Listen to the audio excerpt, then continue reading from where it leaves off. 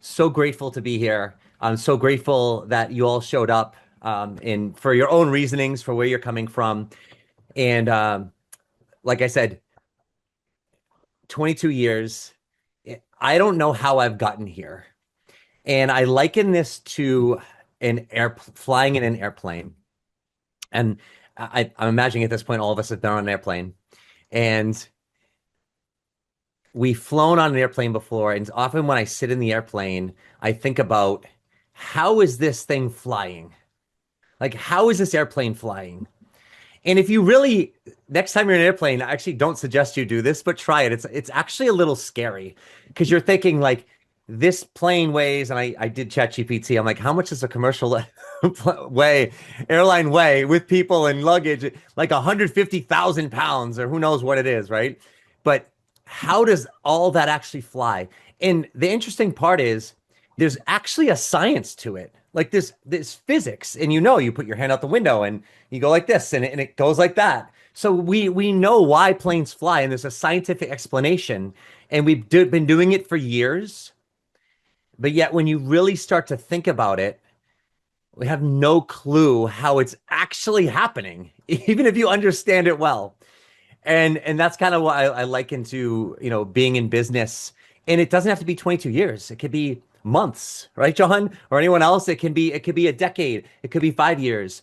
But at the end of the day, when I look at it, I realize like I do know why and how I've gotten here. And that's doing stuff like what I'm doing today. And then ultimately, when I shifted into the space of helping coaches transition to full time, it caused me to look at what I had done the 11, 12 years prior to going into this space. And honestly, that was the best thing I ever did because I'll be honest, for the first 11 years of my business, and I'll tell you a little bit my story, which will lead contextually to some of the lessons. But my first 11 years of my business after coaching school that I went my certification with IPEC, really didn't know what I was doing. And even though I created what I would consider great results that I was happy with, I just really didn't know what I was doing. And there were times where I felt like I did, but a lot of times I didn't. And going to the space of helping coaches transition, it really caused me to look at that. And that's where when I share some of these lessons with you today is it's caused me to look at these. And so take them for what it is. And then as you start to go through them and as you start to progress, start to recognize and start to really understand like, okay, how does this apply to me? What does this really mean? And how can I start implementing this more into my business? And so let me just share some context for you. And this will help out with the lessons when I get to them. And so I was in the fitness industry and was kind of disillusioned with the fitness industry after a little while, and mostly because I had stopped working with people because I moved out west and then came back home out here to Massachusetts and started working with people again. And it's like they stopped working out. And I realized I'm like they can't need me forever. Like, am I going to be a personal trainer forever? That was the first time I actually asked myself, am I going to be doing what I've actually loved and what I'm good at and what I've been earning money at? Am I going to be doing this forever? Now, granted, this was back in like 2002, 2003. I don't remember how old I was, but it was 20 years ago. I'm turning 50 next month. So I'm 30 years old or, prior to that. And so within that being said, I'm asking that at 30 years old. Some people come to me, they ask that at 50, 60, 70 years old. Maybe we ask it at different ages. But within, I started asking that question, and that's where I started looking into coaching. Found IPEC, '03, '04 graduated, just like probably all of you, infatuated with coaching and what it did for my life and what it did for me. And so where I went from there, launched my full-time coaching business, got married in '04, moved into a home, and this is important. We moved into a home in '04 with a stated income loan. A stated income loan, for those of you that might remember back in '04, '05, which ultimately led to the crash in real estate crash in '08, was basically like, I'm like, well, how much income do I need to earn in order to get this loan for this house? And they said what I needed to earn, and I said, that's what I earned. So I went into a home. It was at the time a $400,000 home, which now is like close to $1 million. Like for reference, I didn't know what I was doing. I had a first and a second mortgage on that. My monthly expenses between health insurance the both mortgages and all the expenses were close to $10,000 a month. Now, let me make a note. At the time, the most I had earned in a month is $5,000. Is this smart? It's not at all. But this is going to lead to context to what I'm sharing with you. Now, am I a stupid guy? Like, no, I'm not stupid. But was I stupid? No, I just wasn't paying attention to certain things. And so I got myself into an over leveraged situation. But guess what? Into that, this was like mid late 2004. In 2005, I had my first six-figure year. All right, I remember that year was $125,000, which was just probably slightly more than my expenses. So did I figure it out quickly? Yes. But what that put me into a situation is here I am in business on top of the world, feeling like I've earned more than I've ever earned in my life because I was. But at the same time, I wasn't getting ahead financially because all my money's going to all these expenses because I was over leveraged, and that created stress. And then fast forward to 2008, the crash, my now home, I'm, 150 grand underwater, and I remember times when I was so stressed financially, even though I was earning good money, and back then, $150,000 income. I of course I use Chat GPT to figure out like what is that in today's money? I'm like, that's over $200,000, 215, $220,000. It's decent money, right? But even though I was earning more money than I had in my life, it didn't feel like it because I wasn't understanding certain elements, which I'll share with you today, which is why they're going to my biggest lessons, which hopefully some of you can check off and go, oh yeah, got that, got that. But I was in that situation was I wasn't enjoying it as much as I could. But also within that, there's having my son. It's going through personal challenges. Um, I was in a marriage. I'm divorced now. I was learning my ex-wife was abusing alcohol, which ultimately led to our divorce, led to, post back as even to 2018, going through literally 4 years in a custody battle for my son because the alcoholism had progressed. Shoulder surgeries, knee surgeries. And for someone I'm so active I'm working out every day. I'm mountain biking, I'm golfing, I'm boating. Like I'm an active guy and I value that. And so as we get older, we all know, our health, deteriorates, but we get older. And my activity kind of caught up with me on some things. So shoulder, knee surgeries, and these things take years. It's not just like, oh, my knee's hurting me. Well, there's like 2, 3, 5 years and then one gets better and have surgery and then go to the other one. So these aren't anything special to me. If each of you had the floor for a moment, you could think back to like, oh, geez, Jeff, I could tell you my story, right? And no one's comparing, but I share just a brief brushstroke of, and those are, if you will, very catabolic moments throughout. Of course, along the way, there's fantastic things that are going on as well, and milestones and achievements. But I share some of some simple challenges along the way because in a long-term business or long-term anything, there's gonna be all of the moments that we have, right? Of these things happening. And we've got to find a way. We've got to find a way to stay true to what we're doing in the business and have some consistency with where we're going and what we're doing. And that's going to happen with anybody. And so it doesn't matter how long you've been in, and some people will wait. They'll wait like, oh, I don't want to get started until I figure this out, or until I make the move, or until I finish this, whatever situation.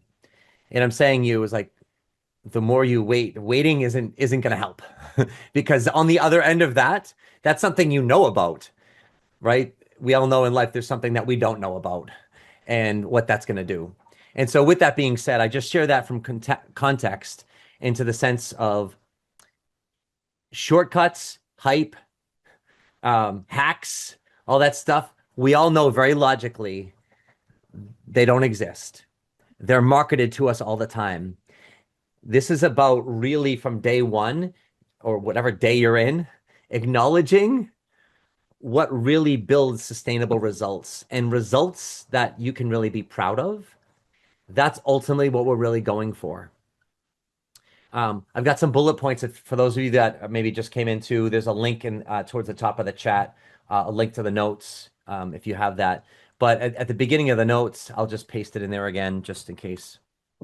Uh, but in the beginning of the notes, I talk about things like um, self-leadership, value creation, value in ourself, fiscal responsibility, simplicity, and these are the threads through my lessons.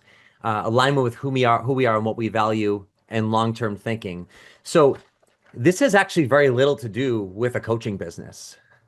This is actually nothing to do with a coaching business. Yes, it is. And there's strategies and tactics that obviously I teach, and when I work with you, we go through those, and it's daily application of that. Yet entrepreneurship is really the biggest piece, the biggest personal development program you'll ever go through, in terms of how we support a life that's sustainable. And that's why when I opened today, I kind of shared just some bullet points of like, yeah, here, and there's so many more I could share, as I know you could too. But with that being said, is with all of that, it's how do we create this life that works for us and works within all the pieces. As adults, we're so responsible. Right? We're so responsible for so many things. It can be overwhelming sometimes, right? But we're all mature adults here. We've gone through enough, and the great part is we're all coaches, so our awareness gets taken to a heightened level, which can help with that. But even with us being the best that we can be, oftentimes we don't remember or we forget. I said differently. And so this is a day where we can start to refocus on this. So let's start off. I broke the lessons into like four pillars or four categories, which is outlined, in the handout there. And we'll do some exercises as we go along. And I know there's a bunch of people that are off camera, just in their boxes. So if you want to come back in, for this stuff, or do it off camera, you can certainly do that. So the first lesson we'll talk about is understanding how you operate when no one's watching. And so some of these should feel very straightforward, but I want you to understand the depth of them. So we're our own boss. And those of you, so there's some seasoned people on here that have been entrepreneurs for a while, right? And we're our own boss. And it's like the dream of, oh, I want to be my own boss. And it sounds so sexy, especially like anyone on camera, raise your hand if you had a boss, if you worked in corporate, or like pretty much everybody, right? And so, and you've had a boss, and Rema, raise her hand. Thanks. And so, and you might not like your boss, or maybe you love your boss, and maybe you want to be like them, but you're like, oh, the sexiness of being my own boss and making my own schedule. And it's actually, those are probably the most challenging things or aspects about entrepreneurship, is being your own boss and working your own schedule. I see some head nods out there. And so it's how do you manage when no one's watching? In how do we start to assess ourselves in a situation where there's zero accountability? And we'll talk about that in another lesson there. But when no one watching, it's so easy to get distracted. You're doing stuff on social media, and next thing you know, 10 minutes later, you're doing not what you intended to be doing. Let's use the chat just to share what distracts you most when no one's watching. And this is just like, hey, how do we be brutally honest? Right? I'm brutally honest. I've been doing this for 22 years. I get distracted. I am horrible.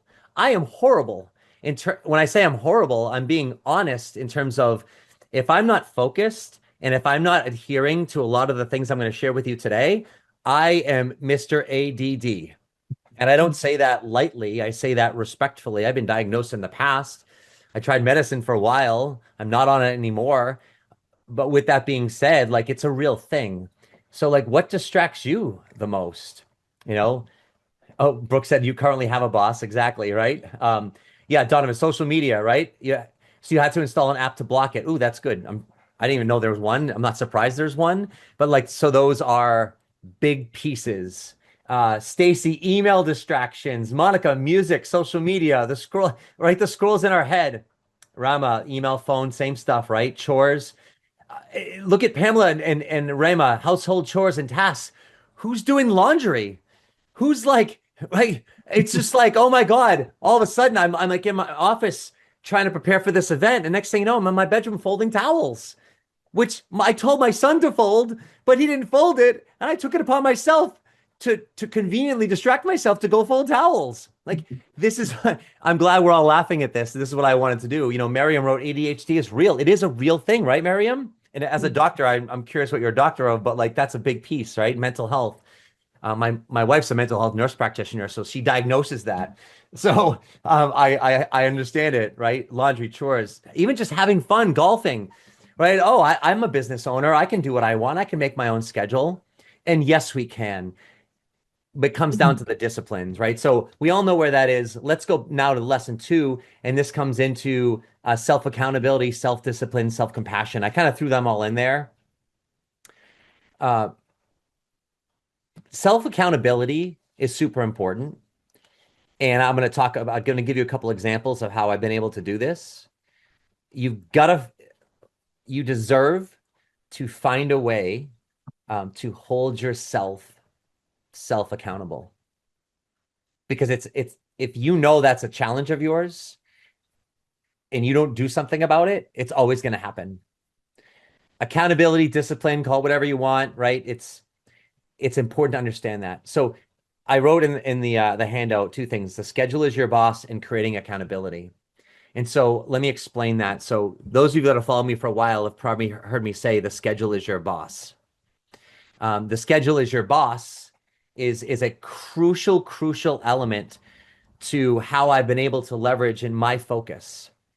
And real quick, essentially, people have heard me talk about office hours, right? You've got to know when you're in your office and you know when you're out of your office.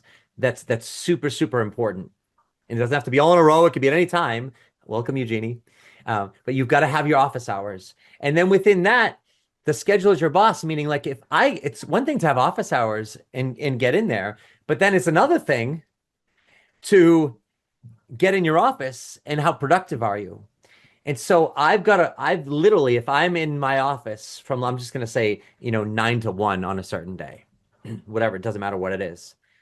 If I don't have anything written down, clients are easy, right? The fact that I had a webinar today at 1 o'clock, that's easy. Like I show up. I'm not going to not show up for my client. Like that's the easy part. But especially what happens when we don't have clients or we don't have something scheduled, which especially in the beginning and even along the way. Listen, I've been booked solid for sometimes in at different phases, but even after many years in the business, there's sometimes I look at my week and I go, geez, I got like 2 or 3 clients this week. And I know what how to fill all the other activities, but clients is the easy part. It's all the marketing and all the other stuff that we deserve to be doing, which is the challenging part, and is easy to be doing the laundry and the stuff we just all shared and spoke about. And so the schedule is your boss, meaning like literally when we're done this call, like I put it over here. But I have my paper calendar. I'm not opening it up because I'm minimizing my distractions. But like literally, I'm a writer. I write things down. It doesn't matter if you're electronic, etc. I'm not promoting one or the other.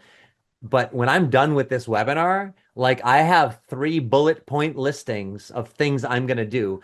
Because if I don't have that, I will get off this webinar and I've got a 90-minute gap between that and my next client. I'm going to blow that 90 minutes. I'm telling you right now, I will blow that my 90 minutes and I might be productive doing something else, but not my business. So I've got bullet points.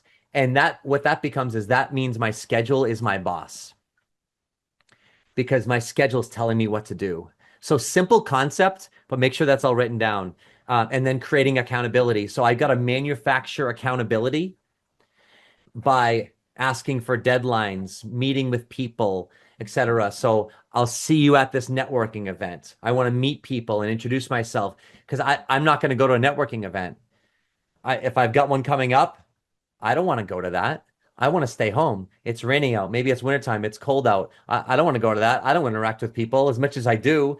It's not in my comfort zone. So I'd rather stay home so I can rationalize myself out of going there. So what I'm going to do is I'm going to call someone, I'm going to email someone and say, hey, you're going to this event. Great. I'll see you there. I'll make it a point to say hi. We'll make it a point to connect and talk. I tell people, great, let's set up a meeting, etc. When do you need this by? Tell me when. So I create deadlines. Super important that we understand that self-accountability and self-discipline. And what that does is, here's the beauty. This is my hack to it, is I don't have to be self-accountable.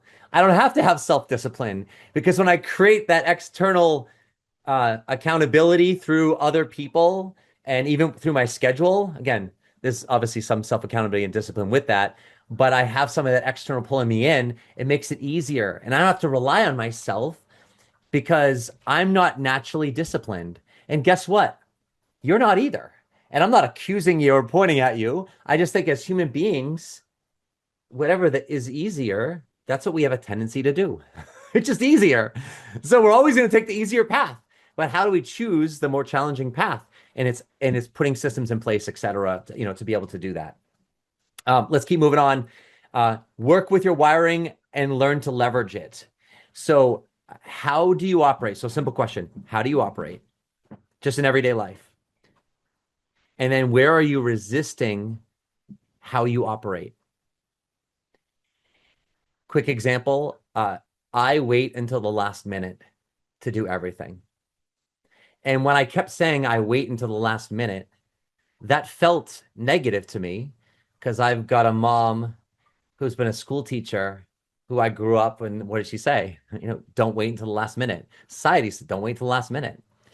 So, but that's how I always wait. But every time I wait till the last minute and I would get stuff done. And what I learned about myself is, and maybe this is ADD, maybe it's not, maybe it's just how I work, but I'm able to focus. I'm able to concentrate in high pressure situations. If I don't have high pressure situations, I have a lot more time challenge. I have a much more challenging time focusing. And maybe this is you, maybe this is, it doesn't matter if this is you or not, right? But I'm saying this is an example. And so once I started aligning with, it's not waiting till the last minute. It's just like in that last minute, I'm allowed to focus because of the high pressure and I get it done. When did I put this handout together? Like last night at 9 o'clock, and I was refining it literally before my shower that I took 30 minutes ago and getting it online and uploaded. And I'm so focused and I can produce so much in a small amount of time, which is going to be another one I'm going to share. This is me. But I'm saying, but what I can do is such a concentrated amount of time. And people have told me this my whole life. Like you get more done by 9 a.m. than I'll get done in a month. So what I've learned to do is I learned to leverage that. So call it what you want. Wait till the last minute. I knew that come Wednesday night, I'd be figuring out what I was going to say for this event, and that's how I work. And I've aligned with it. And that's what I'm asking each of you to do is understand your tendencies that might be labeled incorrect by society, by your parents, by things you've heard. Oh, you should be doing it this way, not this way. And just say, BS, bull. What if I actually aligned with it and allowed myself to work with that? And that's the level of efficiency that I'm really looking to gain from this for each one of you. So that's understanding your wiring there. We won't do this now. I'm gonna have some interaction coming up in a second, but just as a quick takeaway for yourself, a quick little exercise you could do for yourself is actually ask yourself, put some time into this one particularly. How do I work best? And then where do I have beliefs from society, myself, et cetera, where I'm telling myself that this is wrong or I shouldn't be doing it this way, but that's actually how I like to do things. And what it does is it releases stress, because I would always wait till the last minute no matter what. But the 2 weeks leading up to this event, guess what? I would be stressing out the whole time and then pretending, oh, I'm going to sit down and block off some time to work on this event, but I would never get anything done. And what I've allowed myself to do is not have any stress. I've trained myself over the years, so now I can just show up. Last night, I knew I blocked off some time. I knew I'm going to be like hyper focused and for like 2-3 hours. But instead of 2-3 weeks of total everywhere, it's 2 or 3 hours of stress, but I get it done. And that's what I'm asking of you. That's a big one right there. That's a really big one. I'll probably say that 100 more times. That's a big one. Anyways, number 4, you get paid for results, not time. Very fundamental entrepreneurial concept. It's a golden rule of sorts. It doesn't matter how much time you spend in your office. No one's clocking you in, no one's clocking you out. You're not, you know what I mean? It's just you get paid for results. So we've really got to start to understand what are we actually doing with this. And so what I'm going to do is I'm going to pull up something right now. All right. Can everyone see that? Just like a head nod. Okay, perfect. All right. So I just want to take a little moment with this, and I know there's several of you that are off camera, so hopefully you can see this as well. If you want to participate, fantastic. So take a moment, write down the three activities that actually create revenue in your business. And I want to acknowledge you don't have to know the answer to that. Like some people are like, geez, I don't know. But if you don't know the answer, and there's no right or wrong answer, but just write down what you think. What are the three activities, not the top three, just any three activities that really actually create revenue in your business? Start writing those down. And then, and if you don't, you can use this like online, but you can also do this on your own now and later as well, right? But number two, write down the three things that you spend most of your time doing. And then let's start to look at where the overlap is. So just take another minute for this because this is something when I would do this on a regular basis. Welcome, Stephanie. Good to see you. Um, because this is number one, checking out. All right, we got an answer. So let's see if we get a couple more just to kind of share with this. But number one, do I actually know what creates revenue? Am I guessing? Is that what I think? Is that what I know? Because that could lend itself to you just understanding that better. And then honestly, where am I spending most of my time? Where's the overlap? All right. So we got a couple. I'm gonna raise your hand that if I can see. Is anyone close to submitting that hasn't yet? Okay, Pamela, I'll wait till another one comes in. Stephanie too. Okay. Oh, now some are coming in. Yes, I love it. All right. I don't want to end the poll. Uh, Rama, you have something to share? You can unmute yourself.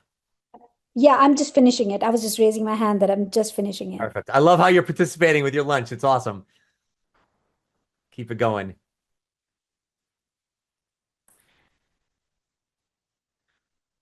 All right. So here's what I'm gonna do. I'm gonna I'm gonna end this. And I don't know if Rami you said she's in or not, but whether it's there or not, use this for yourself. So let me end poll and let me share the results. And I don't know how this is gonna look or how this is gonna work. All right. I don't, can anyone hold on a second? Can anyone see? It shows us our own results, Jeff. It shows your own results. Okay. Oh, I don't see my own. All right. Who wants to share? Let's who wants to share what they wrote? Stephanie, since you're unmuted, can I pull you Sure. out? Yeah. Yeah, no problem. I shared that the three active, oh, it just disappeared. I think I wrote it down though. Yeah, I'll do it again.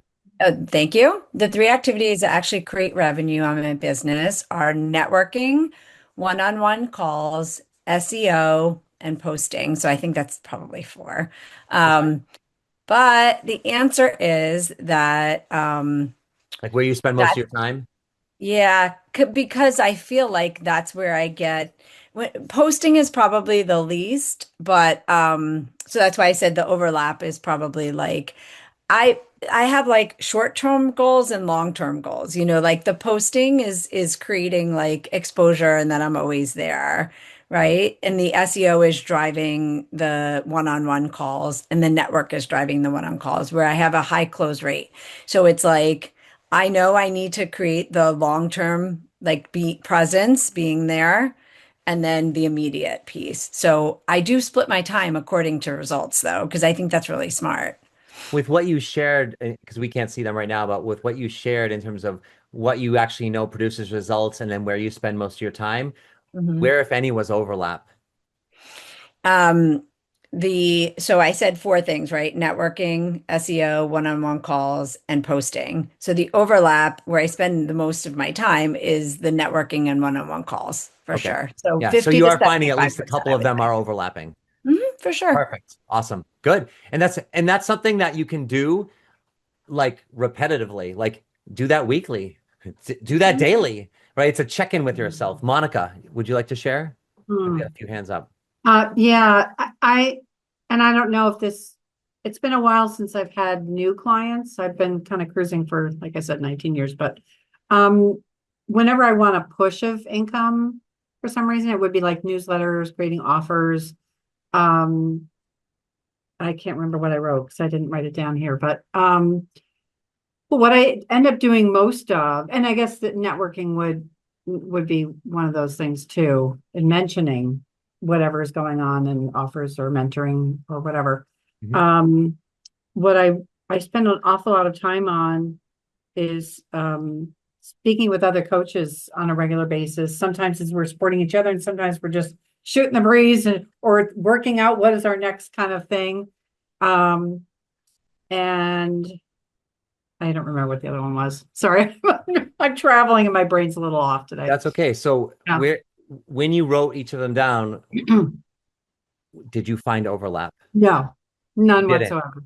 No. None. Okay. So thank you for being honest, right? That doesn't mean it will. Like Stephanie was like, two out of the Yeah. four, there was overlap, right? Yeah. So, and I'm saying this to respectfully, but also like you said, you're in business 19 years, Mm-hmm. right? It doesn't mean that the longer we're in it means we know everything. Like I do the Yeah. same thing. Like if I did this, I'll be honest and say I probably wouldn't have much overlap on some days as well, Yeah. right? So you're saying like some of the stuff you're doing is where you're spending most of your time, even though you know what's created revenue for you, you're like, geez, I'm not actually doing those activities. Yeah. Yeah. Um, I appreciate the honesty. One more person. Who else had their hand up? Ramo, did you ever hand up? I'm happy to share. Honestly, where I am in where my business is I should be creating a marketing plan. I should be creating my marketing materials. I've tried it, hate all of them. So uh, I think the where the overlap, and the third is of course networking. So I think where the overlap is that I'm trying to do the right things, but I don't know that I'm doing the effective way. So I would just say maybe 20% overlap. So for example, I network a lot, but am I networking with the right people? I don't think so. So it's hard for me to quantify it, but I think it's about the efficacy of what I'm doing. Yes, absolutely. Who else? I see some head nods, right, with that. So yeah, that's an honest assessment. So what I'd want for each of you to take away from this, like obviously take away what you're receiving. The one thing that I would be looking at from this, from a mentoring standpoint, is doing this on a regular basis. It's simple. It's you don't even write it down. You just do it in your head, but it just makes sure you have those questions in front of you. But if my big thing for that first question, what activities do you know create results? Now it's hard to say especially if you're newer to this. But with that being said, if you're unsure of that answer, or Rama, like you're saying, like, all right, I'm doing them, but is this the best use of my time? Or I know I'm supposed to network, right? And yes, that's an activity that produces results. But am I networking with the right people, etc.? Find out those answers. Don't spend years wondering. Ask people, talk to people, do it more and more. Give it, I'm going to do 6 months. I'm going to, do this multiple times a week. I'm going to track it, really get some data. I love working with a lot of different people, but especially engineers. The engineers, when I work with them, like you should see the data. Like I'm not a data person. I'm very just, creative and just, oh, let's go. My engineer clients, they're just like the spreadsheets they bring to me. I'm like, wow, you did this. And now with AI, as you can only imagine what someone can create, as I'm sure some of you do, but simple data. We'll finish this off with simplicity later on, one of the things, but track data. You've got to know what's working, what you've done. You've got to have some metrics. And it's not metrics that, oh, what metrics are there in ChatGPT? What are the metrics I should be tracking in my coaching business? Like, sure, you could do that. Yet it's just understanding what am I doing? And the metrics will be for your business what you do and track over the next 6 months, a year, 2 years, and beyond. Those become your metrics. They're your numbers. They're your results. And that's going to dictate how you're going to be able to move and where your time and energy should be getting, be going in that standpoint. So thank you all for sharing that. Let's keep going because there's a lot to cover. I want to make sure we're getting through this too. So number 5, leave your office when you're not producing. Very simple one. This one, honestly, for me is very impactful. I have a little bit of emotion around this because my son was young at the time. He's 20 now. He's still young, but he's 20. But when he was younger, especially during the summertime, I remember I spent a lot of time in my office just not doing anything. Like I think I'm doing something. I was fooling myself into doing something. Looking back, I'm like, I was just in my office. Was I doing those revenue producing activities? Like, no. I just wasn't productive. And so I spent so many more hours in my office when it's a beautiful day outside, or my son, I could be playing with my son, or I could be just relaxing or doing anything for that matter. So just really assess, like, if you're in your office, what am I doing right now to produce results? And if I'm not producing results and I can't get myself to that space, you have to ask yourself, you deserve to ask yourself, why am I in my office still? And if you don't have a good answer to that question, or the answer to that question is just because you just think you need to be, or like, oh, I got to do work, or if I'm not honoring blah blah blah, like that's not the right answer. Like there's actually right and wrong answers to these questions sometimes. So we've got to be honest and really assess that. So when if you're not producing in your office, get out of there and get back in when you are. Number 6, this business is built on short bursts of intense focus. And maybe this is just related to how I operate. Remember I shared earlier about how I honor how you work and how you're wired. And I talked about procrastinating and doing things in the last minute. And maybe that relates to this and maybe just how I operate. But after coaching other coaches for now 11 years, I found a lot of people that operate in this space where it's not long hours in the office. It's like, let me get into my office and what am I accomplishing right now? What's the task at hand, right? The schedule is my boss. Bullet point what's focused on me. Do it, get it done. Wean out all of the distraction. Put aside 30 minutes and then stop. And then can I give some more? Do I have more gas? Do I have more focus? Gas is focus. And if I'm not focused and I'm distracted, like, okay, how do I set myself up for this? Watch how much you rationalize, like, oh, I need to be in a better headspace if I'm going to call people or if I'm going to do this, so I'm not going to do it now. Well, then are you ever in the right headspace and you're just never doing it? Right? So just watch how much you can rationalize your way through not doing things. But with that being said, just find those short bursts of activities to really push it forward and then stop, take a break, get out of there and come back. And I've found, and people I've worked with, I found that they were actually accomplishing more in less time, more in less time, more in less effort. And that goes back to number 4, where we get paid for results, not time. This is a very hard, how about this? It can be very challenging, especially if you've been on salary or hourly in the corporate world or with a job for a long time. You're trained like, oh, if I put in hours, this is what I do for work. Or if I'm a salary, I can't leave too early because I'm a salary and I need to show my face. I need to show up on time and show up early, etc. And it's a different space here. Like if you're in your office, we've got to be producing results. Number 7, work harder on yourself than you do your business. It's not about working on the business. Just recognize everything we're doing in our business goes back to you and how you're growing. Earlier, you might have seen in the handout, I talked about entrepreneurship being the best personal development at its highest level. Just by being in entrepreneurship, we're growing as people. So just recognizing that I've got to work hard on myself. In just a little bit, I'm going to talk about some specific skill sets that it's important for us to master. So I'll do a pause on this one for now, that I'll give you some of those things. But when you're working on yourself, you might be saying, well, Jeff, how do I work harder on myself?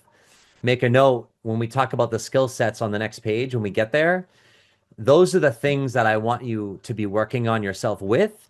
And we don't work on things behind the scenes. We work on nothing behind the scenes. When I work with my clients, and those of you who work with me know, like day one, we're jumping in. Like, great, we're gonna put the email things together. We're gonna start sending emails out to your audience and your network. Like, what? Okay, all right, we're gonna start making calls. We're gonna start digging into your network. We're gonna start inviting. We're gonna start doing an event. But Jeff, I don't have a website yet. Jeff, I don't even know what my niche is yet. Jeff, I don't know. I don't understand. I haven't figured out yet. Doesn't matter. You're gonna figure it out by talking about it, by writing an email, by making a post, by doing a video, by setting up an event that you have no idea what the topic is and starting inviting people to it. And you're like, oh crap, I know a general topic, but I don't know what the content is. It's through implementation. That's what this is about. So if anyone has the handout open, I'm really excited about this. If you notice, the CS says number 7 and then number 9. Does anyone see that? Did anyone pick up on that? What were you thinking? Be honest with me. Be honest. Were you like, oh my God, Jeff messed this up? What was your initial thought? My thought was that you had something else in there and you deleted it, but you didn't renumber it. Okay, yeah. What else? Pamela, did you have a thought? Yeah, I thought either you misnumbered or there was like some secret thing. I was hoping for a secret number. Okay, it's like something like, is this intentional? Yeah. So let me share with you. This is why I love this so much. Literally, I got out of my shower like 20 minutes before we did this, and I'm going through, like I said, last minute, right? And I'm going through and I'm making sure, okay, is everything good? And I noticed, I'm like, oh my God, I didn't do number 8 because last night I'm rearranging, I'm deleting, and I'm shuffling around. There's no number 8. And I'm like, you know what I got to do? Because I actually have a bonus one at the end. For those of you that peeked ahead, there's 22 lessons and then there's a bonus lesson. So there was actually 22 lessons. So I started renumbering real quick. And then I'm like, oh, I gotta re-upload this to my website and get a new link and make sure, blah, blah, blah. And then I stopped myself. And I'm like, Jeff, this is perfect. Because this is for what it's worth, Pamela, this is a bonus inadvertent lesson here. And this is actually what I wrote about my book when it came out in 2009. Some of you just got that at an event that I was at the ICF. This perfection doesn't exist. It does not exist. And it's all about getting it done and putting it out there. When I published my book, I purposely put spelling errors in the book. In addition to probably ones that ultimately I found out that were there that I didn't know about. And because I had a chapter on perfection. And I purposely put them prior to that chapter. And I said, did you notice, or some of you might have noticed if you're actually reading, that there's spelling errors. And actually, I actually wrote in the title to that, I actually misspelled the word on purpose. I said, some of you are looking at this, oh my God, you misspelled this word and blah, blah, blah. And oh my gosh, and I could never do that. And what I'm sharing to all of you is, at the end of the day, does that really matter? Like, do we want to I'm not saying put crap out, and I'm not saying don't proofread. And now with ChatGPT and all this other stuff, we can, go through this. But even sometimes that messes up. I've read some of the things that it's put out or some images, and I'm like, oh my gosh, I just assumed it was going to be right, but it's not. But what I'm also asking of you is produce and go and put out there. And sometimes mistakes, like it's a number. At the end of the day, it's a number. And whatever your impression of that is what it is. But from that mistake turned in this, I think, really cool lesson that I got to share with you today that never would have come out had I not done that or had I relabeled it. Stephanie, you got your hand up. I just want to so agree with you, right? Progress is better than perfection. Just really quick, funny story. I had like a breast cancer scare, and it was October, so I send out a monthly newsletter, and I put in there, get your mammograms, and something, kitschy about that. And it auto corrected to monograms. Oh. And it went out that way.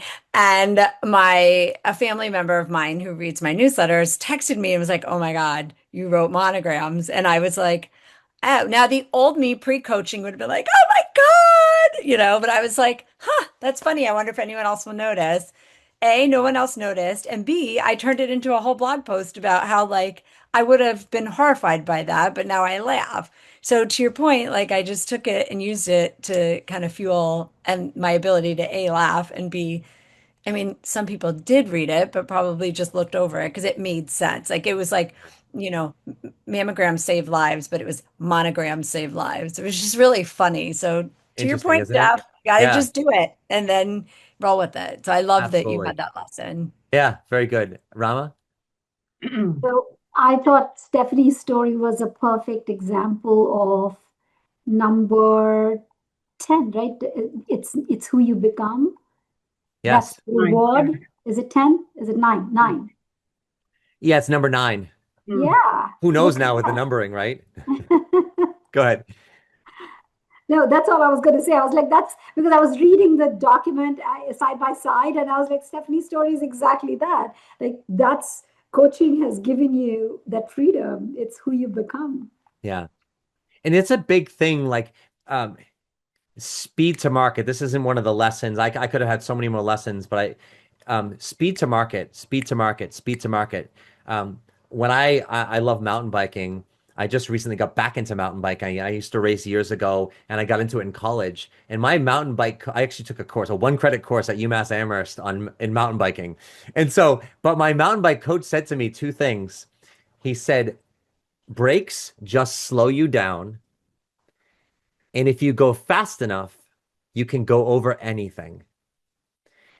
I've used those two things in so many talks of mine over the years because when you're going and whether you've mountain biked or ridden a bike, etc., if you go really slow on a bike, especially in the woods, you feel every rock, root, crevice, hole, bump, and they actually move you around a lot more. And it's much more challenging to go slower than it is to go faster. And that's very true to this business. This is all about speed to market. You got an idea, like let's pick a date, let's put it on the calendar, let's start promoting it before you figured out all the details. Because also, going back to one of the other ones I talked about, self-accountability, is now once you start inviting people to this, once I put this out there and started inviting people, and people, the first person to register made it real. So now I was accountable to at least that one person, and then it became many more people. But all you need is one person to know about what you're doing. That's how we start to leverage and don't have to rely on ourselves. I can't rely on myself because I'll be honest with you. I say this not really jokingly, but somewhat jokingly. Like when I say I'm unreliable, like overall, like I feel like I'm a reliable person, but can I rely on myself all the time? No, because I'm a human being. I'm a human being. And I mess up and I forget and I'm lazy sometimes. And but I actually only have to be focused and disciplined such a small amount of the time. We can create results in such a small amount of time. That goes back to the other one is this business built on short bursts of time. It's not large amounts of time. We can create massive results. I've worked with so many people over the years. I've had over 15,000 paid coaching hours to this point. It's a lot of freaking hours that I've done. I've listened to so many people. Those of you that have a lot of clients, right? We listen to people. It's so many people, and especially people that have created massive amounts of wealth. I'm talking financial wealth for themselves. And so many people, when we've dug into it, they've created that in such a short amount of time. Now, there's the buildup to building assets and so forth and so on, but where it actually starts to pay off, it's actually in a small amount of time. It's not like, oh my God, I've been doing this and I've been earning great money for so long. It's things happen in short amounts of time. So just speed to market. Breaks just slow you down. These are some other things that are just coming out that I feel that are super valuable for us to understand in this space. Um, Thinking through things too much. We say think before you act. It's actually act before you think. That's where we actually create results within entrepreneurship. Let's go to number 9. Did I even say number 9 yet? It's not what you get that makes you value. It's who you become. Jim Rohn, those of you that have maybe heard that name before, one of my mentors, he's passed on now, saw him live many times, have all his CDs still. And I took that from him. It's become my own philosophy at this point, but it's not what you get that makes you valuable. It's who you become. Entrepreneurship, what you're going through, all these things that you're learning, the real value of it doesn't actually matter how much money you make. And in fact, the more money you're going to create with anything, wherever you've earned it in your life or wherever you will, and you've heard this before with many people, is it's the money's not going to matter. It matters when you don't have it and it feels like it's everything. And then when you have more of it or plenty of it, it actually matters a whole lot less. But the value of who you've become in this process of entrepreneurship is really where the the value of this comes from. Let's just pull this up for a second and see. Let's see if this one goes well. The one truth. Let me pull this. Let me launch this. Do you guys see that? Do you see it? You don't see that? It's not working. Oh, I'm going to talk it out then. So, what's one truth or belief about yourself in relationship to your business that you know you need to face? Right? So, what's one truth or belief about yourself in relationship to your business that you know you need to face? You can throw this in the chat. I'm going to give you some examples. So, I avoid selling. I overcomplicate everything. I'm inconsistent. I'm afraid of visibility. I'm not cut out for this. I'm not good enough to do this. Some of you might be like, Jeff, stop! Everyone! No, I don't trust myself. I don't know what to do. I stay busy instead of productive. I'm emotionally attached to people, needing people to say yes. Throw some in the chat or raise your hand. If you're willing to share. Like this, I've related to all those things over the course of the years. Still do sometimes. Like this, the longer you do this, do we get better at this stuff? Absolutely. Does it leave us? No, it doesn't.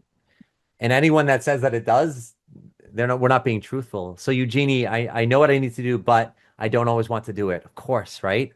We don't always want to do it. And how about this, Eugenie? We've worked together for a while too.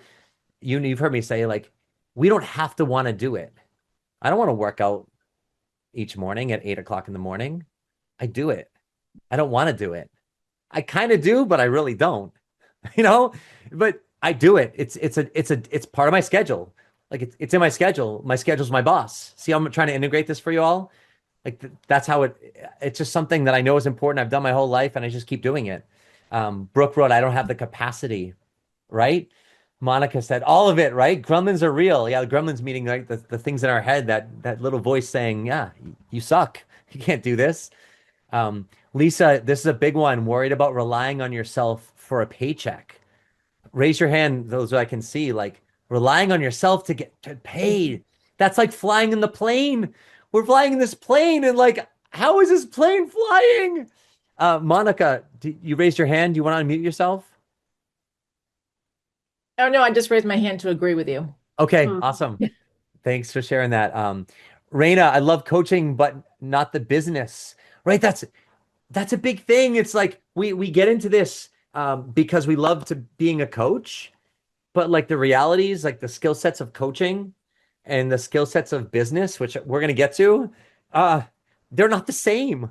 There's some crossover, but very little. And so it's like, I love being a coach, but I hate marketing. I hate networking. I hate asking for business. I hate promoting. I hate selling. I hate, and all that stuff. John, I could be so much better, but you hold back about putting myself out there. Well, we're working together. You're doing it pretty well though. But I know the feeling, right? I'm not an expert yet. I need another job as I build my coaching gig. We'll talk about that as well, right? So there's a lot of stuff. I'm sorry if I missed. Oh, Rama wrote, I'm clueless, right? We're clueless. How do we know what to do? And that's why I wanted to open today with very real is like, how did I get here? How am I still going? as much as experience I have, and I'm sharing this stuff with you, and I know what I'm doing, and I'm confident with it. Do it every day when I'm working with a coach, and I'm like, no, no, here's what to do. Here's what we do, and I do it myself. It's not like I don't ever follow through with those, but being real with yourself and honest that sometimes it doesn't feel that way, and just that's where the self-compassion I talked about earlier really comes in. So let's do number 10 and understanding the law of compensation. So the law of compensation is we get paid for the value we bring to the market, right? So where this ties in, if some of you are making this connection already, so if we get paid for the value we bring to the market, this goes back to what coaching, some of you are like, when we talk about pricing, and we're not going to get into that now, obviously, but a lot of coaches, how do I price myself? How do I price myself? There's no set like, oh, a coach should charge this much money. But if we get paid for the value we bring to the market, and I said, work harder on yourself than you do your business. Why? So that we could become more valuable. And I said, and the other philosophy, it's not what you get that makes you valuable, it's who you become. You see how tightly these are all woven together? Mhm. And that's why when we work harder on ourselves than we do the business, the job, the skill sets, etc., we bring more value to the markets because we actually begin to believe we're valuable. And we actually are, because the information we're delivering, the education we're sharing, the confidence we have when we're taking someone through a process, people on the other end feel that energy. As we all know about energy, a lot of us are coach energetically. We listen to that energy, not just the words. And so that's a really big piece of the law of compensation and understanding how important it is that we grow as a human being. And that comes, the growth only comes from when you're really stressed and challenged. And all of your coaches, it's not like what I'm saying is mind blowing at all. You've heard this before. It's recognizing that when I get into that really tough spot, now I'm trying to give you some tangible words and philosophies. These are philosophies, right? Understand that I get paid for the value I bring to the market. How do I make myself more valuable? What do I got to work on specifically that's going to make myself more valuable? Those are big. Number 11, trust your results. That's the plane. I'm on the plane and I'm thinking about how is this plane flying? And at some point, I've got to trust. As coaches, there's different strategies we have when a client's struggling and they're not sure what to do. And we ask them, hey, when was a time in your life where you were stressed like this, that it worked out well or you got through it? And they go, oh, yeah, a couple of years ago, I was feeling this or I was going through this.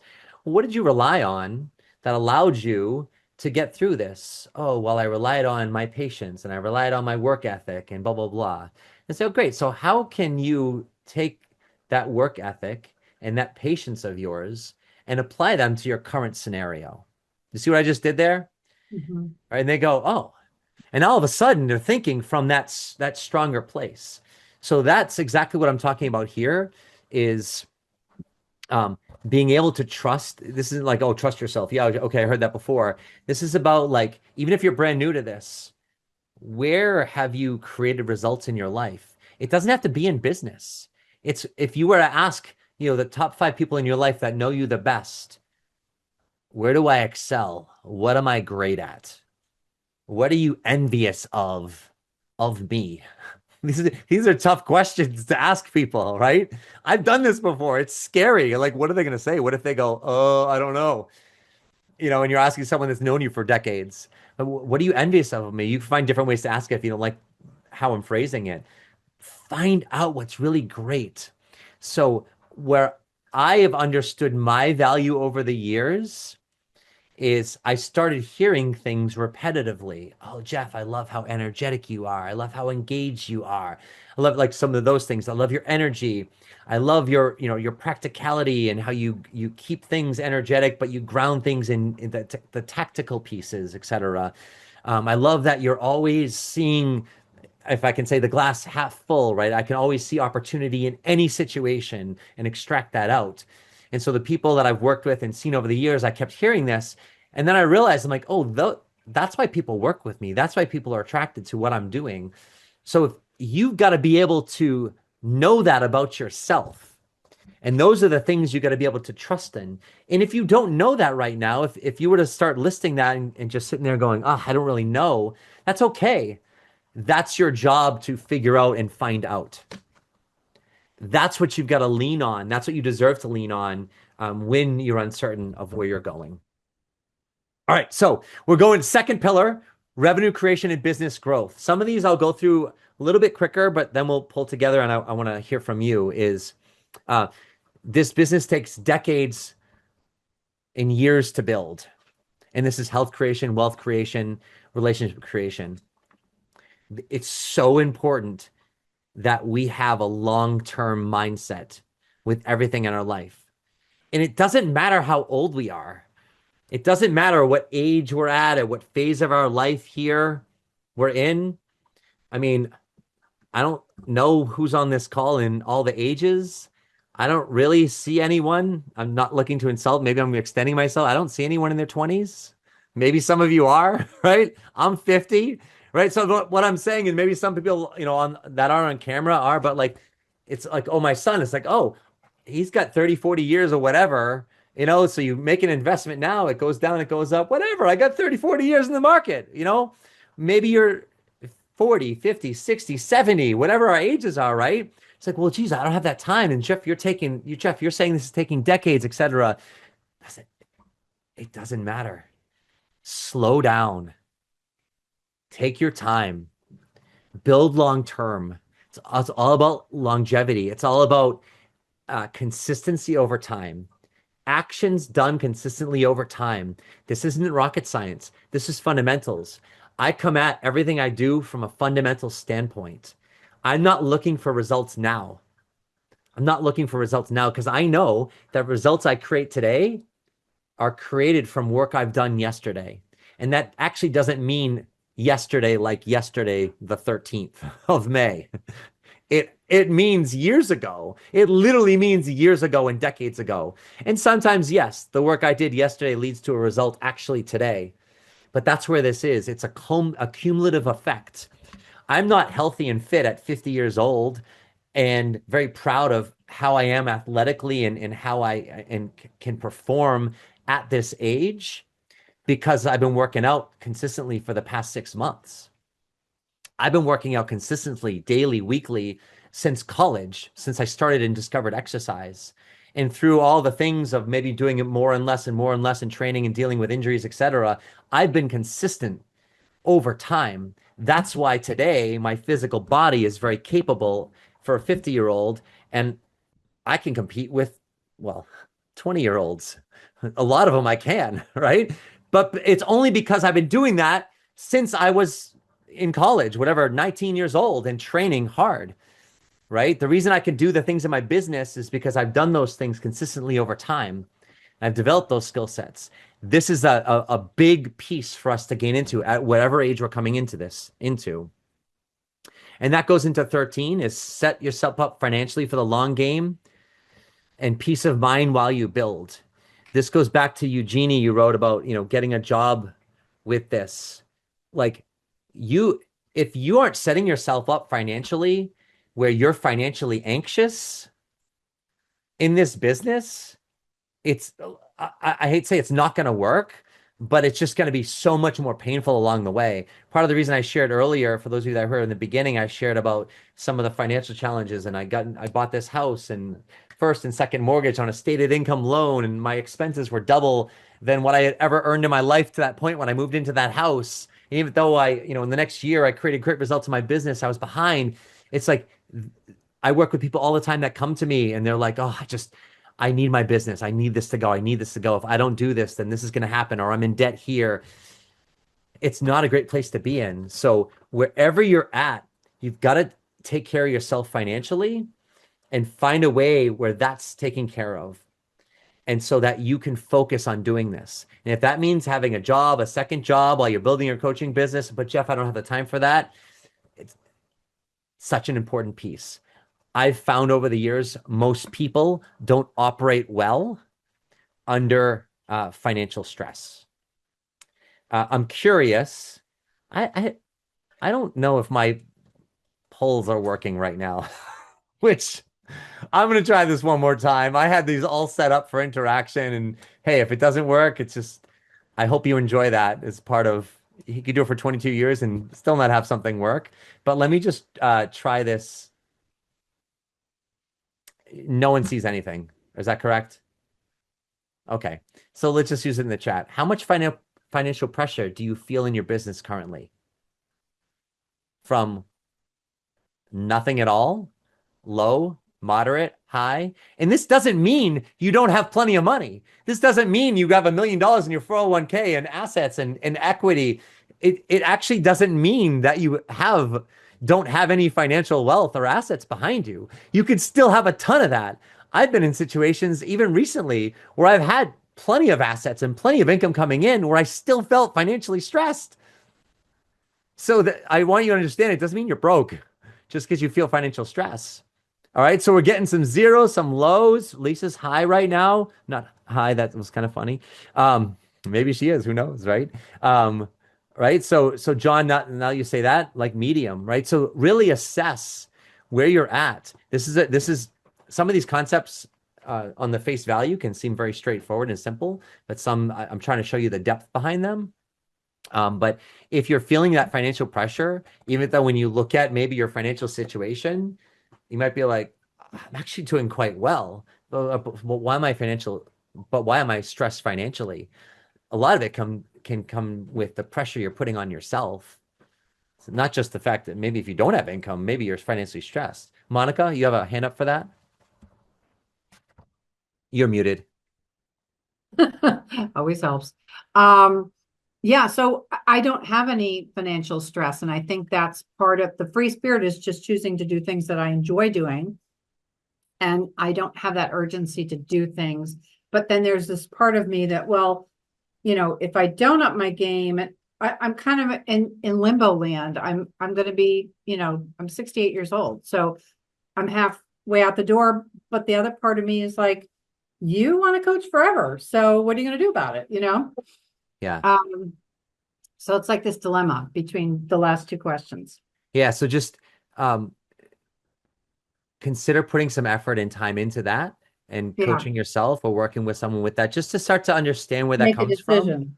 Yeah. The decisions are super, super helpful around that space. But that's why I wanted this. I want to stir this up to understand, like, oh, geez, it doesn't just mean, oh, I've got no money and I'm financially stressed. Maybe I got plenty of money and I'm financially stressed.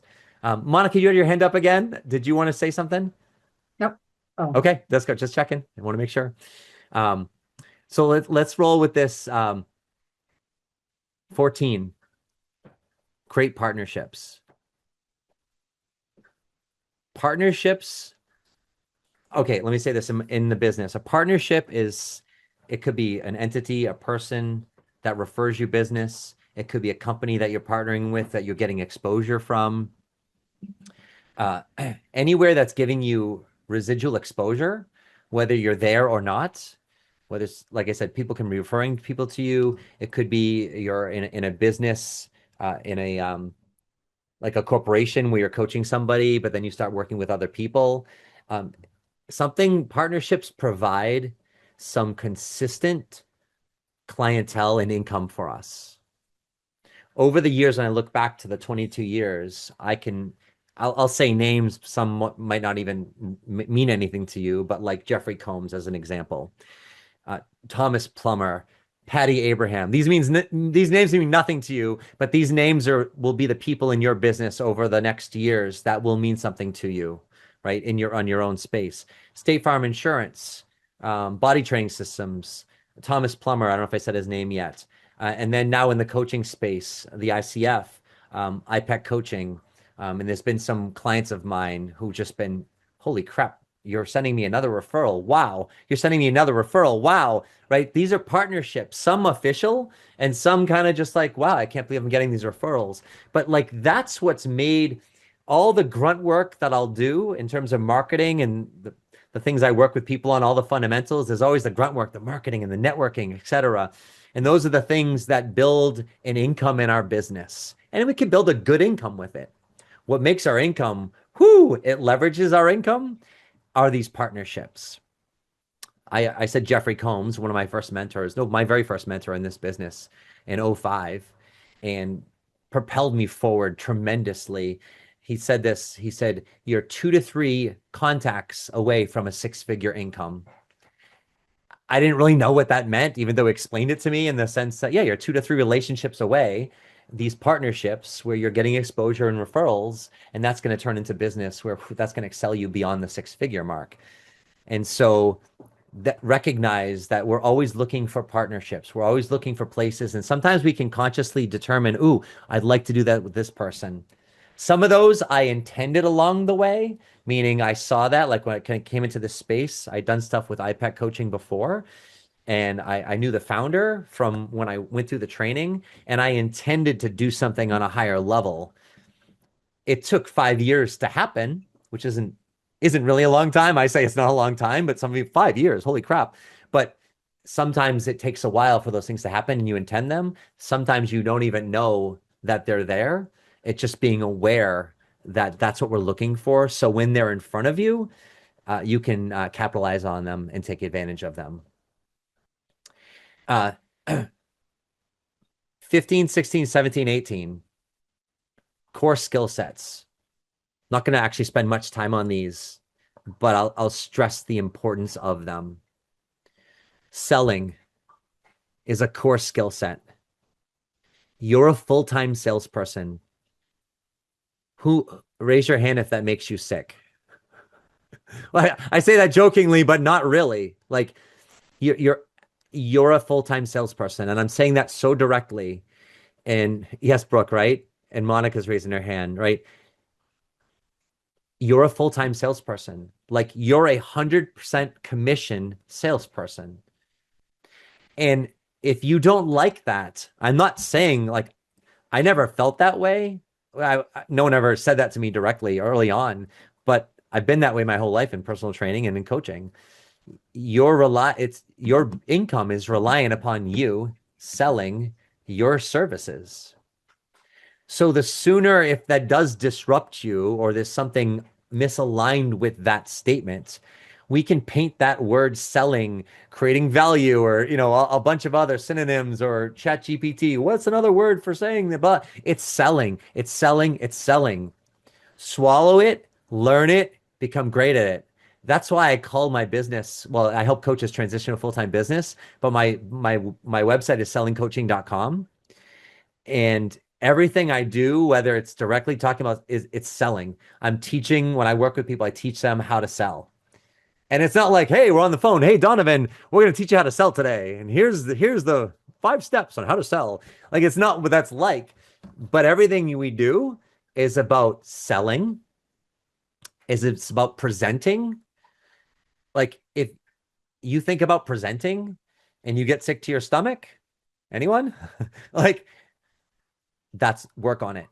I'm telling you, selling, presenting yourself, webinars, face-to-face, videos where you're articulating in the spoken word, recorded or live, virtually or face-to-face, to other people in an audience, something around what you do, what you teach. Networking, it's leveraging other people's networks. It's not about the people you know becoming clients or doing business with. It's how are we building relationships where they want to refer their network to you. That's this game. I'll call it a game, but whatever you want to call it, that's what this is about. And asking, going back to one of the activities that really produce results. And then I said, which ones are you spending the most time on? Asking for a call, for ideas, for help, for business, for a complimentary session, for an opportunity, asking for something that's going to lead to a direct conversation about your business. That's an activity that, how many times did I ask someone today for something, for help, for ideas, for a meeting, for a conversation? If there's zeros coming in with asking, you're not doing the business. Like, you're not doing the business. We've got to become a master asker. So those are really important skill sets that I'll leave it at that we really want to start to work with and understand where I need to master. So right now, if I were to ask you of those skill sets, you could just throw this in the chat. Of those skill sets, if you were to pick one, where do you really feel like that's the one I really need to work on? Instead of need, deserve, right? Asking.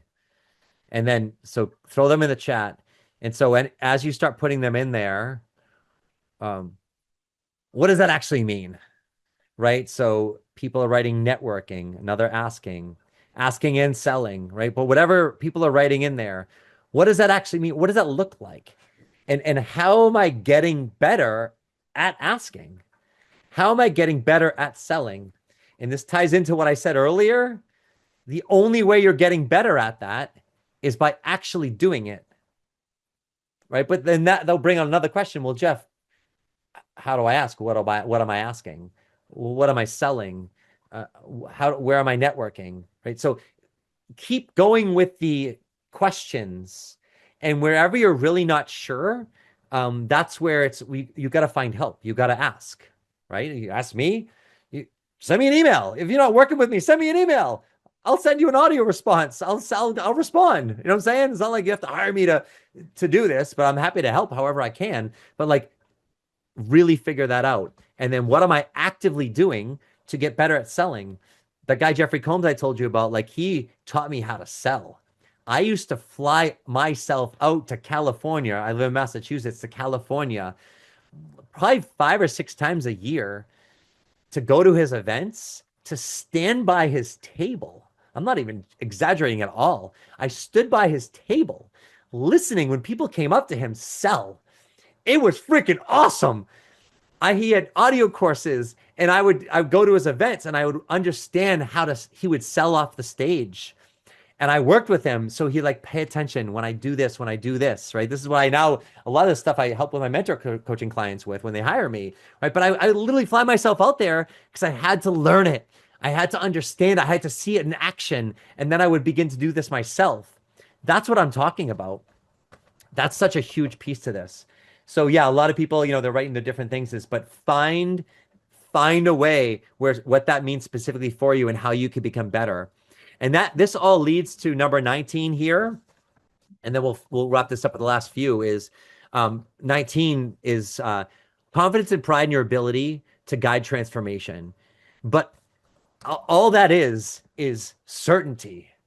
Like, I am so confident in myself and my ability to help coaches transition to a full-time business. I am so confident when I get the microphone on a stage, like I was just at the ICF, and I couldn't wait to get on stage. Was I nervous? Absolutely. Was I nervous today? I was freaking out prior to this, this event, right? It doesn't mean I don't get nervous, but I couldn't wait to get that microphone because I know when I got that microphone, I know when this came on, I would be vibrant and exciting and energetic, and I would own the room. And that's my own perception. There might be people who think like that was horrible or like whatever, but that doesn't matter. And I'm not saying this. I used to not be able to say this because I'd be so concerned that I'd be coming off as this this cocky, egotistical, just guy who's full of himself. But no, I'm so proud of the person that I've become. And I'm so proud of the work that I've done. And I'm so excited to deliver this. Like last night, I was emotional. I was excited to deliver this. And I want to get on stage. And that's where I want you to be. Like when someone comes to me and they're looking for my help, I'm so confident that I can help them. But it's not like I can say, like, oh, I'm so confident. Of course I would, but I want that to show through. It's just a matter of where they're at. And it's taken me a long time to get to this space because I had a lot of self-esteem challenges growing up, and I was overweight and just a whole ton of stuff I'm not going to get into. But I worked hard at that stuff.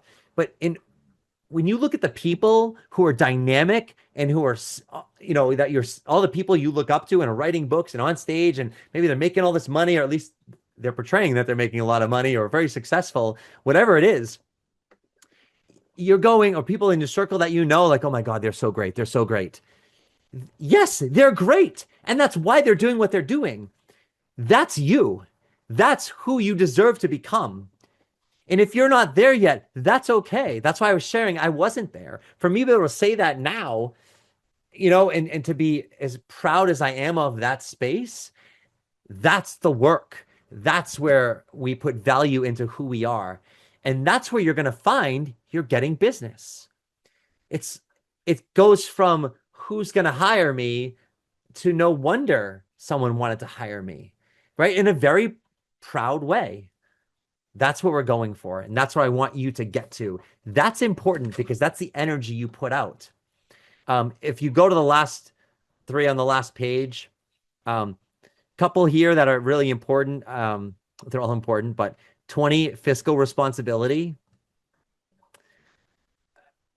You got to know money.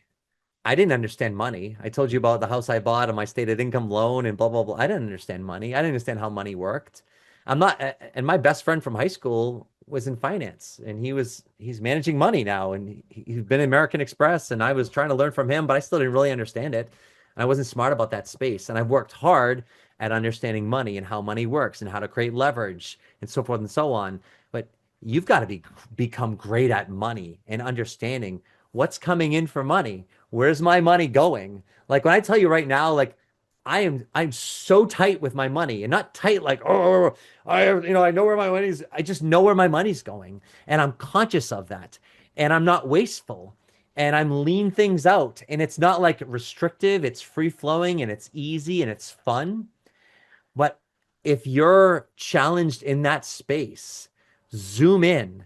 It's so important to really understand that. I just love saying fiscal responsibility. It sounds so adult, but it's knowing money and it's knowing where your money is going. It's so important. I outside of this, I have rental properties and I'm currently renting one of my properties and I talk to people all the time and I'm just blown away. I tell my son, I'm like, listen to this person. Like I'll ask them, what's your income? How much do you earn after tax? And they just can't even tell me. How do you not know that?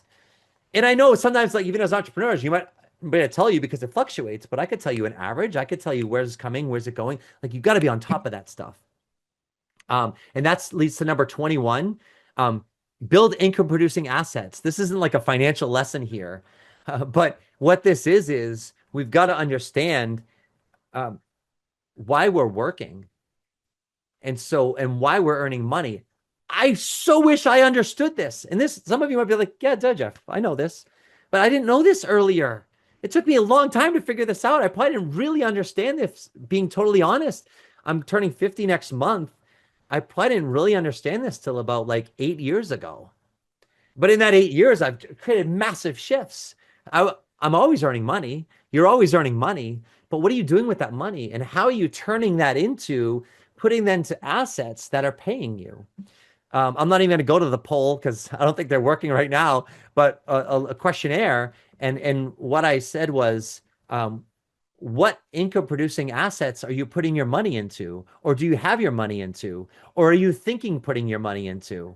Throw some in the comment, right? It could be a network marketing business. It could be a 401k. It could be rental properties. It could be a car wash, or it could be online courses. It could be affiliate marketing. Those of you that worked with me, I recommend a platform called Aweber. It's an email marketing platform. I recommend it because I use it. I've used it for 10 years. I love it. I think it's the best platform that's out there. Right? But I also get a small commission, a recurring commission for that, right? Over the course of time, it's added up. It's nothing, phenomenal, but it's a source of income, right? So what are you doing with that?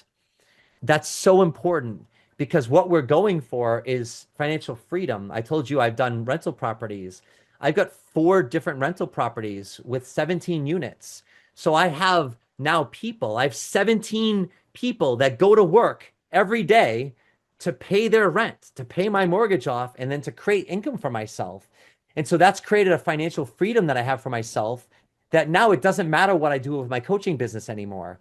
I've gone from a place of constantly worrying about money, as I've shared with you, even when I'm creating great income in my business, to a place where I don't have to have that anymore and I can still create income for yourself. And it doesn't matter what the economy is doing. Like, oh, well, Jeff, this isn't a good time to buy because the war and blah, blah, blah, and oil or this or that or interest rates or whatever other reason or excuse that you have. Or, oh, I'm at this age and I can't get into this because all your reasons. It doesn't matter. Now's always the time. And this is such an important component is it doesn't matter if you build a coaching business where you're earning some great income. Like when I say it doesn't matter, of course it matters. But then you have to ask yourself, wherever you're earning that income from, what am I doing with that? Where am I putting this? And how is that going to leverage my energy and efforts? Because we all have a shelf life. We all have a shelf life. And I'm turning 50, like I said. I don't want to do the things that I used to do and I used to love. I'm having my son do them. I'm actually paying my son to do them now. You know what I mean? And I'm paying other people to do the stuff that I used to love to do. But the point is like, I don't want to do those things anymore. I know as I get older and older, I see my parents. I'm blessed to have them still there in their early 80s, but I'm seeing what they want to do and not want to do. And it's like a lot of us have probably experienced that over time, wherever you're at. So it's just, but this is just zooming in on some of this stuff and looking at it. It's so, so important. I know we're at time, so I want to respect people's time. I'll close this up. I will say this when it says keeping things simple,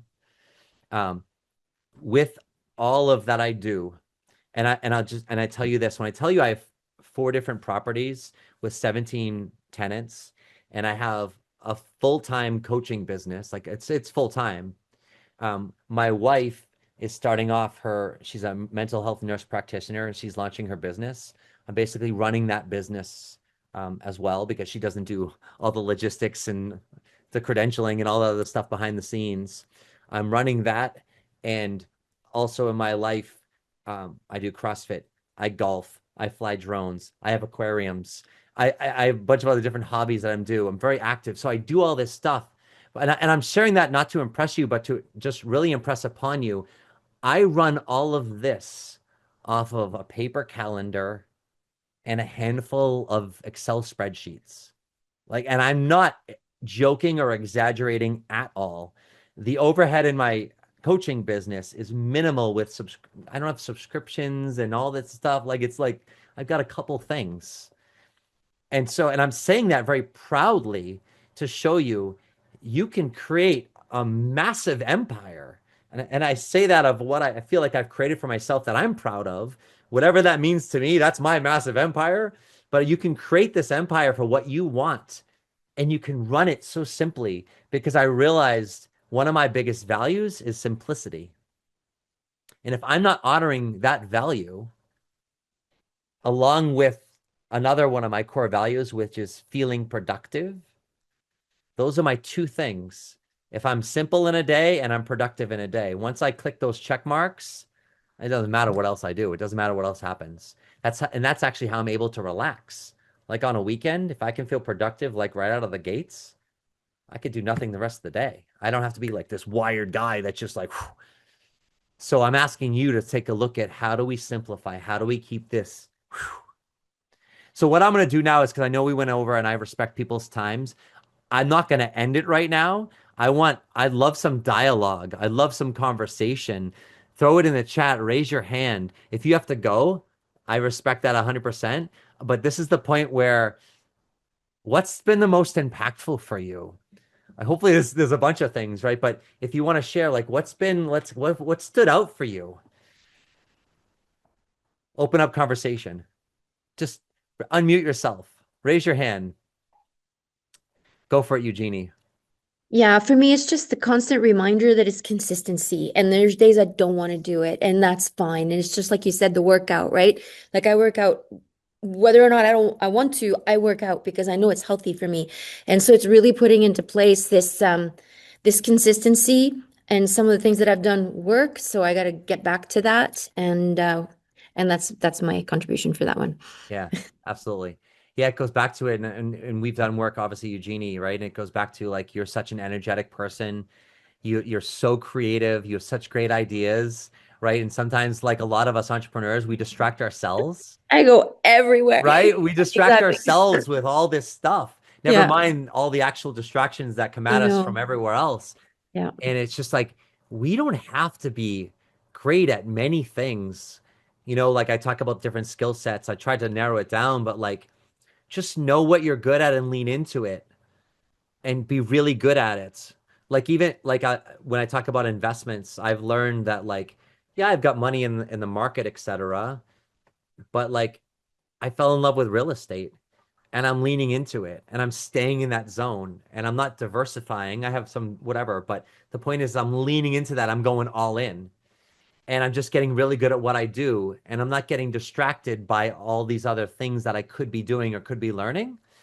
And I've learned that like just stay focused, be really great at like one thing and you can create fantastic results. Um, Monica? Yeah, I think what I want to take away, and I got to the simplicity part. I've been like writing, I learn as I write. Yeah, good. But simplicity, what do I really clearly want to do? And I published a book a couple years ago and then just lost all emphasis to market. Things blew up in my life. And Yeah, so I really want to create the Audible version of my book. And then I want to, market it in terms of, um, presentations, podcasts, and all that. Maybe hire someone to do my marketing. absolutely. Yeah. So that's you, like I'm hearing I'm some really clear, decisions, you know. and I'm just wondering how that might relate to what you shared earlier as well. Yeah, about am I even doing anything that's creating assets or creating income? Yeah, no, just you said Thank earlier, you. like you were a little bit confused with certain aspects of Oh where yeah. you were at, and Yeah, you deserve to make some decisions around some areas. right. My husband's retired and I'll be 70 next June. And I'm Nice. like, do I want to be doing this? And the answer is yes. I really love coaching and I love talking about, I have a coaching model and I just really, really enjoy it. So even if it's just a couple times a year, Absolutely. and a little bit of work. So Yeah. And that's what the power of the decision. I yeah. took 4 years of Latin and I Mm, learned the decide, the root side, CIDE, uh-huh. literally means to kill off. So Ah, you've heard pesticide, right, suicide. So decide, if we're getting very definitive here, right. means to cut off all other possibilities. Yeah. If we're getting real Love that. with phonetical, is that the right word? Whatever. But the point Yeah. is that we're getting really here. So creating a real decision around, I'm going to do this course, I'm going to launch it, and diving Mhm. into it, you just go all in, and that's all that matters.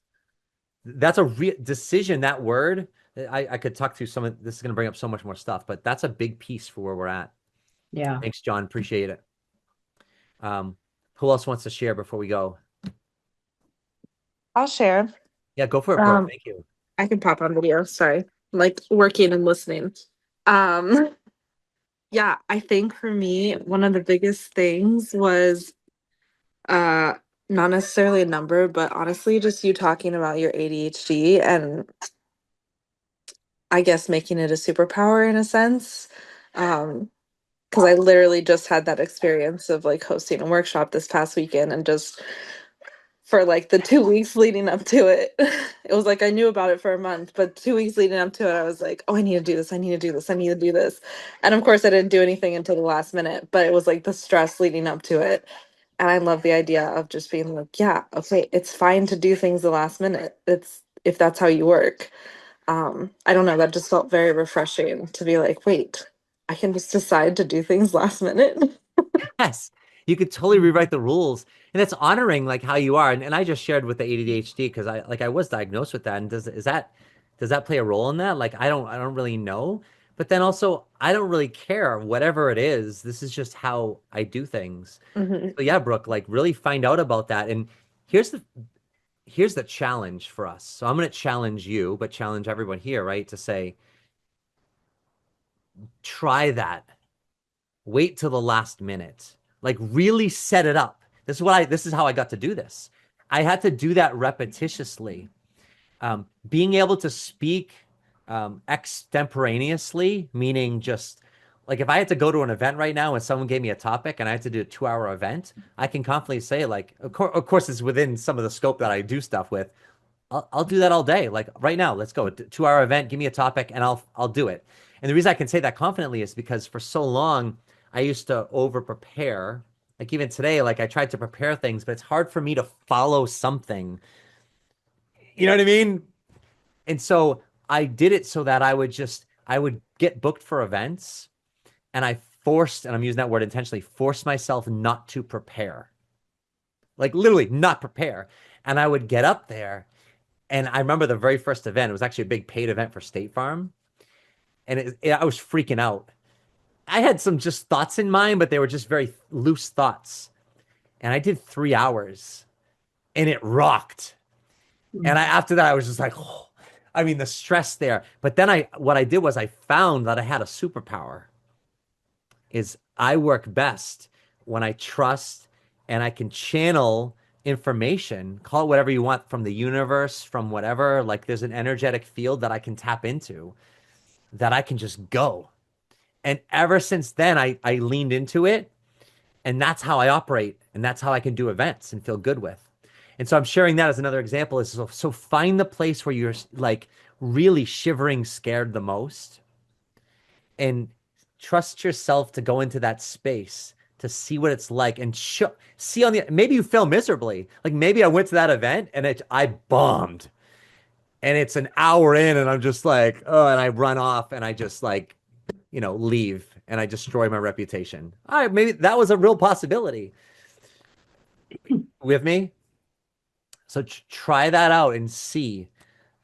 Thanks, Miriam. I know she has to go. But anyways, thank you for sharing that. I appreciate that, Brooke. All right. Well, I guess we'll pull it from there. So Donovan, Brooke, Evelyn, and Raina, I know you're still there, you two as well. So thank you for staying on. I know some of you had some comments as well. But I really appreciate everyone staying this long and showing up. And yeah, if you have questions or you want to talk about anything, like you got my contact information in the chart. So don't be afraid to reach out. And it's not like, oh, we have to work together. It could just be like, hey, I want to create a dialogue. I want to ask some more specific questions. I'm happy to talk with you. So, okay. Thank Thank you. you, Have a great everyone. day. All right. Bye. Bye.